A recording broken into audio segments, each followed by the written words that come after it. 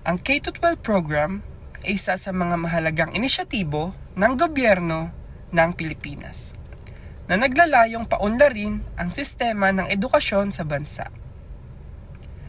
Ako ay sumasang-ayon sa pagpapatupad ng programang ito dahil ito ay maraming benepisyong mabibigay sa mga mag-aaral, bansa at sa ating posisyon sa pandaigdigang stage bilang tayo ay isang labor exporting na bansa.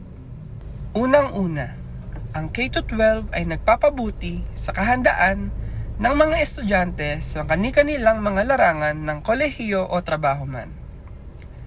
Ang karagdagang 2 taon ng senior high school ay naglalayong bigyan ng sapat na panahon ang mga mag-aaral upang maasa ang kanilang mga kakayahan at makapili ng espesyalisasyon sa STEM, ABM, UMS, TVL o sports.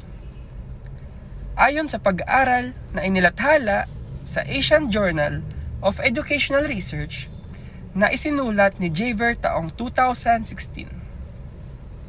Ang mas mahabang panahon na mag-aaral ay nagreresulta sa mga maganda at ekstensitibong kahandaan ng mga mag-aaral para sa mga hamon ng mataas sa mundo ng mga tagtatrabaho.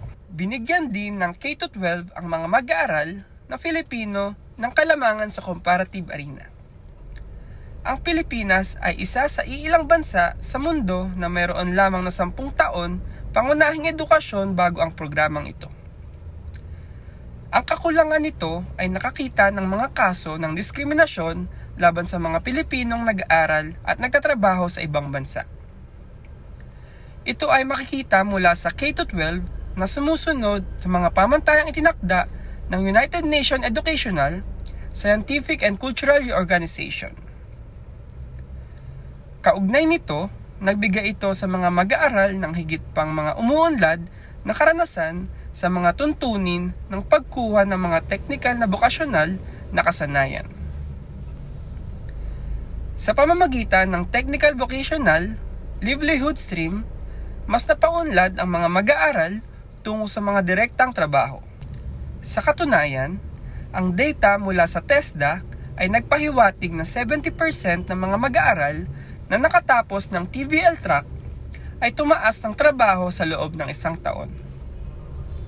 Nakatuon ang K-12 sa pagpapaunlad ng kritikal na pag-iisip at mga kasanayan sa buhay. Higit na binibigyang diin ang pagbuo ng kritikal na pag-iisip, mga kasanayan sa paglutas ng problema at hands-on sa pag-aaral. Gayunpaman, ang mga paksang tulad ng research, business enterprise simulation at work immersion ay idinisenyo upang ihanda ang mga mag-aaral para sa totoong buhay na sitwasyon sa kolehiyo o trabaho.